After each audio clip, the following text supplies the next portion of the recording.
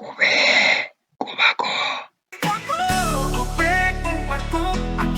Abbiamo affanno da te, ma ti chiedo a ego, senato Dirbabaa, e tu a chi dire, potrebbe venirti all'alta, guarda che uccide, Qubee con il rannan, Qubakoo tu cite, Qubee con la tapnan, senato tu jalate, akuma apotako, senanan barresa, ya basiso tako, alana basisa.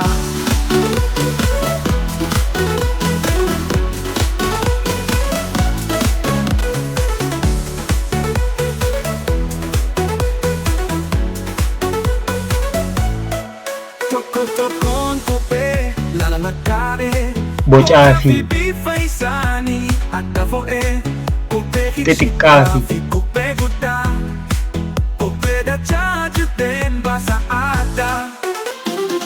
Jechas nan bicara, Qubee tattaavese, utuu hin dhoofokkorin haala sisirreesse, dabalee hiise, kikeessa hin jijjiiru, Qubee apotagoo akka kee hin michiru. Jechas nan bicara, Qubee tattaavese, utuu hin dhoofokkorin haala sisirreesse, dabalee hiise, kikeessa hin jijjiiru.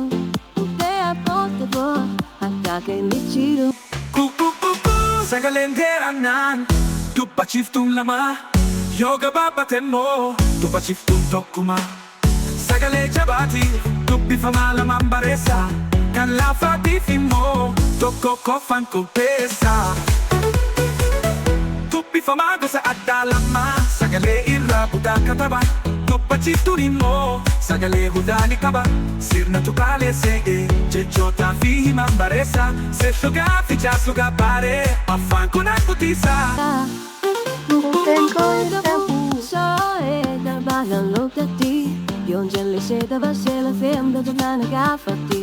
Alistaanjii hayyoota koo hin galiisii lammu kaayyoo fi mul'atti saarii garanchiinsee galmaan gahaa. Qubee Qubakoo, akitu abeenya koo, afaan naftate natti hinta waa'ee koo.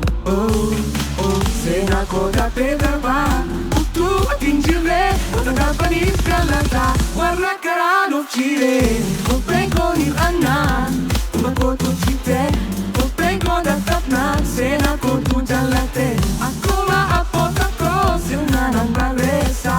Ya basiso tako, alana basisa.